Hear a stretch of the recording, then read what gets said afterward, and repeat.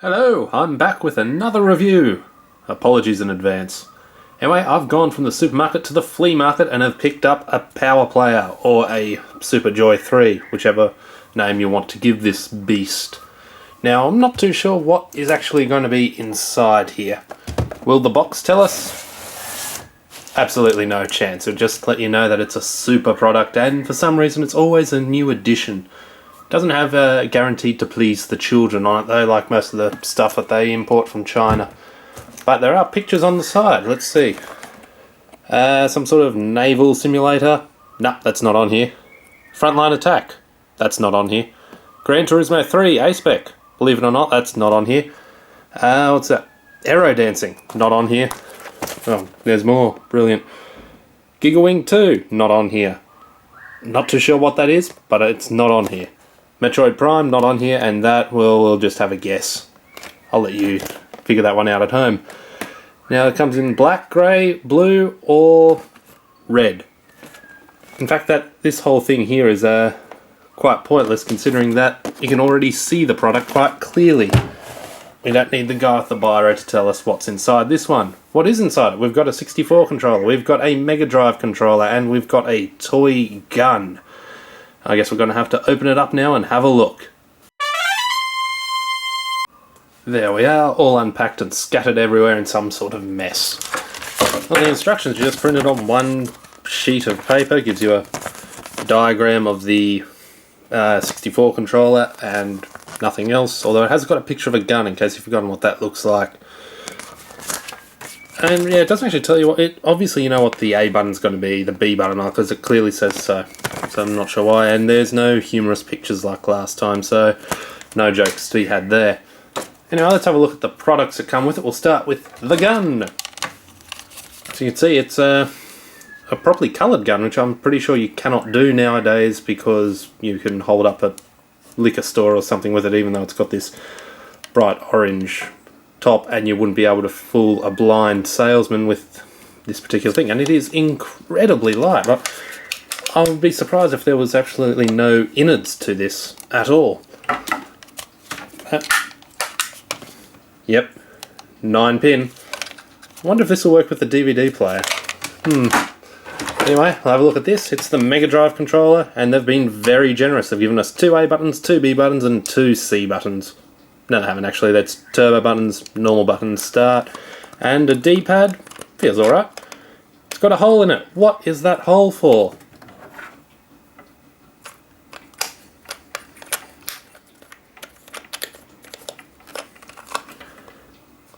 Yeah, who in their right mind would want to use this to play a game? It feels very uncomfortable rather than just a standard D-pad. If you're going to try and play an arcade version maybe, but unless you hold it down with a whole lot of force, it's just going to slide all over the place, and you're sort of mental if you want to have that there when you can have a nice comfy controller. And yeah, it feels just like an old the original chunky Mega Drive controller, although the D-pad actually feels I think slightly better than the Mega Drive controller. Anyway, that all amounts to naught when we have a look at the main console. Everything is built into this controller. As you can see, A button, B button, your turbo buttons, start select, a reset button, a joystick which does nothing. It's actually very stiff and is not wired in any way to the actual components inside, and is just there to complete the illusion that it's a 64 controller. In fact, quite unlike the 64, you have to use the D-pad for all the games. So there we go. On the top, that's where you put in your Mega Drive controller or light gun. You got your AV outs, you got a power supply, and it actually comes with a power cord. Usually these plug and play games, or at least the official ones, don't come with any sort of means to connect it to the main power, and you have to feed batteries into it, which is very annoying and very expensive too. Although if you really want to, you can push here and a little cart comes out, and if you use all the strength in your hands, oh Jesus, I feel like I'm about to snap it, you can run it via batteries, or at least that was the idea. I've actually tried putting batteries into this, and it's about 5mm too small to actually fit 4 AA batteries. And I know since someone will ask eventually, AAA batteries don't fit in there. So this is all actually rather pointless, and every time you put it on, it feels like you're about to shatter the thing into a million pieces. You notice I haven't shown off the back of this yet. I'm going to save that for after the actual game's review bit. What's the time, Mr. Wolf? It's fun time!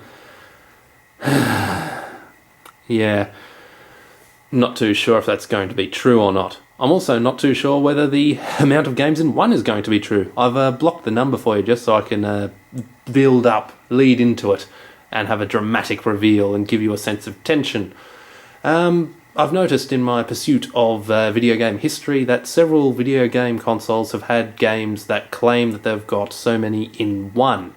Usually the higher the amount of games in one, the lower the chance that's actually going to be true. Last week, of course, a prime example, the DVD player with 300 games did not have 300 games. It had about 90 or so when you got rid of all the duplicate copies on that disc, as well as broken games that did not boot up.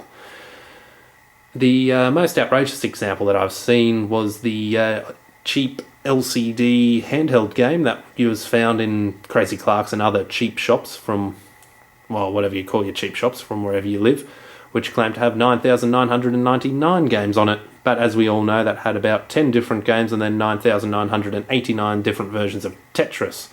And yeah, that's been the marker so far for outrageous lying.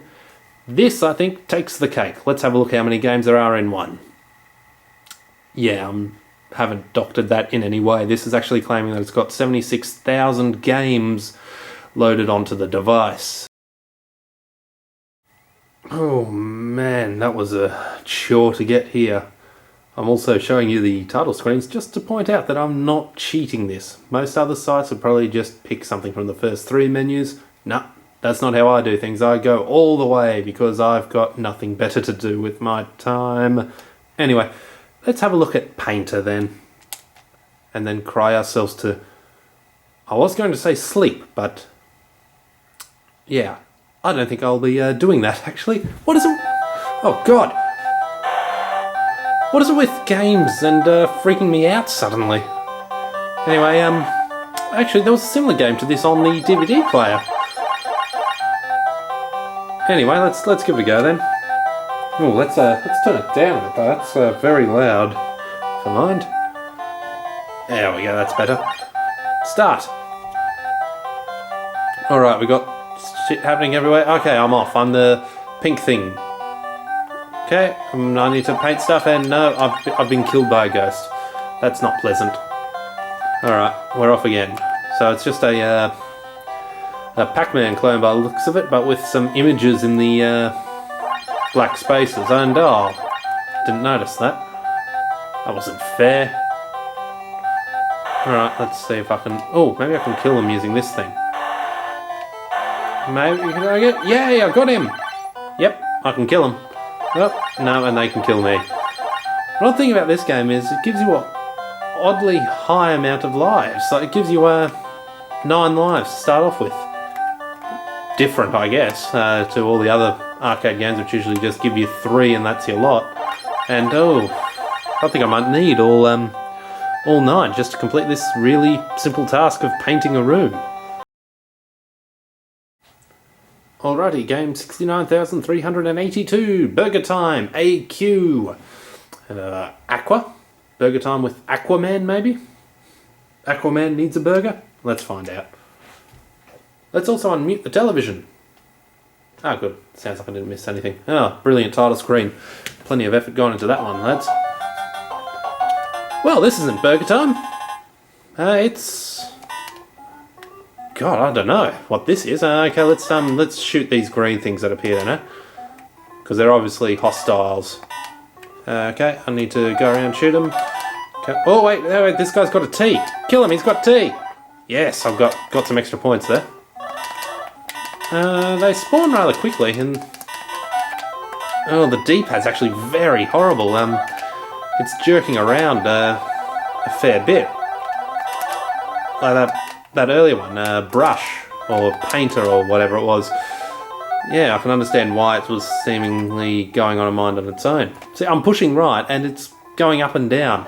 Is it? I'm not sure if it's the ROM or the controller, but yeah. Never thought I'd be wanting the DVD player's controller, because at least it didn't do that. Alright, is there any... Oh, wait, yeah, the top left. The want count's going down, so I think I need to kill them all, and... Gee, this hasn't actually threatened me with death yet. Oh, wait. I think I've got... Oh, wait, no, there we go. I've actually died. Wow, I didn't know that was actually possible. Oh, there we go. I've killed them all. But there's still a couple more. Let's clean up. Come on, one more. One more. Oh, right. Oh, jeez, this controller's really giving me the shits. Funky. I'm not too sure what this thing in the middle does, actually. Oh, well. Yeah, we know what that is. I'm bored of this now. Next. This is an interesting one. Game 109. Tekken. As we all know, Tekken made its debut on the PlayStation for the home console market. Yeah, there definitely wasn't a one on the Nintendo, at least an official one. But then again, some guy's gone around and made Final Fantasy VII into a Famicom cart, so I guess anything's possible. Let's have a look. Ooh, somebody's going to present this. Yep, get on with it. Come on. Come on. Hey. Nothing? Come on. No. We'll push start. Oh no, it's this one. Alright, let's go. All I remember of this, I had it on a pirated Famicom cart that I got years ago. And yeah, just very slow. Here we go. Let's kill this guy. No. He didn't like that. He punched me in the face. Oh, the end. Well, that was a brilliant story, wasn't it, kids? Sadly, I didn't get a chance to show off the light gun that came with this because its number didn't come up, but it does have Duck Hunt and Hogan's Alley on it. It won't work on the modern televisions like mine, but if you have an old CRT lying around, it works. Actually works rather well considering its very light nature. So that's one good thing that this system can do. Oh, speaking of another thing this system can do, let's have a look at the back like I promised. Yep, no Z button. Instead, we have got a cartridge slot. Let's consult the instructions, see if it tells us what sort of games we can put in and how to put them in. Insert the cartridge with label facing forward when using a cartridge into the cartridge slot. Because if you're not using a cartridge, why would you be putting cartridges in? I don't know. Anyway, in case you're wondering, it takes Famicom carts. And which way would you say is forward? That way or that way? Apparently it's this way. At least that's why I've been able to get it in. Now, one of the things you have to get when you're trying to put a cartridge in is every man in the village over into your house to push down together to get the cartridge in. Oh, there we go. It's in. And yes, it runs Famicom. Quite quickly too. The pins seem to be rather new, so it boots up really quickly. One of the downsides, things get in the way of your fingers, so it becomes very hard to play and you sort of need to hold the controller like this with the tips of your fingers. On the plus side, it makes a really nice stand when you have a cart in there, so you can put it up on your bookshelf. Well, in terms of emulation, this is much better than the DVD player. It, as I said, runs off NES on a chip, so yeah, the quality of the games is quite decent. A few of them do seem a little bit dirty and a few dodgy ROM ports, but if you've got your Famicom games, lie it down like that and you're good to go. Actually, no, I tell a lie. You'd have to still use this controller. I tried using this controller and run it through the controller port there, but it won't register as a first player controller, sadly. On the plus side, though, if you happen to have a couple of old Famicom carts with light gun games on them, you can just pop that down in front of the TV and fire away, and yeah, that actually works rather well. And of course, another thing in its favour, it was $10. So yeah, decent value for money. Of course, the fact that it's illegal means that you probably won't be able to find it anywhere. Oh god, that's stuck in rather well actually. I think I might just leave that there in front for your viewing pleasure. Now, in case you're wondering about the 76,000 games on here, there is about 76 games according to its Wikipedia page. Yes, this has a Wikipedia page. I couldn't believe it myself, and no, I did not write it either.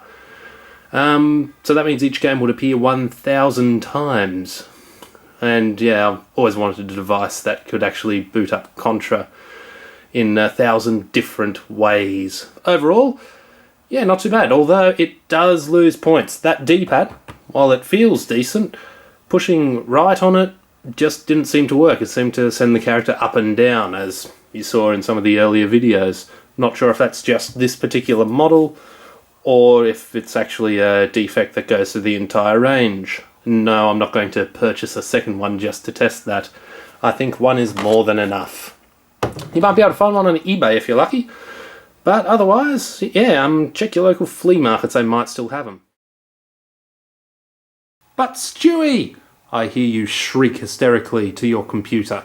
Are there really 76,000 games on here? No, they're not. However, there are 76,000 options on here.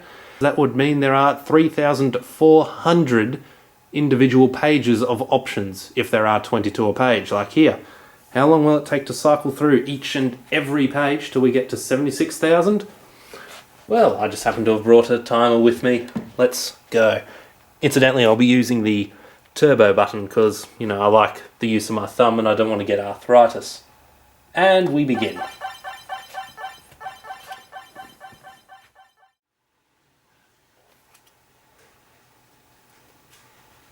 Here we go, we're nearly there. Bringing it into land. Unmuting. 300, oh no, it's gone to sleep. Oh, there we go, we're back. Ah, disaster. Stop. Ah, jeez, what a time to stop. There we go, there's your time, 17, probably just 17 minutes. It was probably about 7 seconds of faffing about there, thanks to me. But there you go. Who's going to wade through all those options? Well, that's my Sunday night. Completely wasted. Going through meaningless quests for YouTube. Could have been worse though. Could have watched Elementary instead.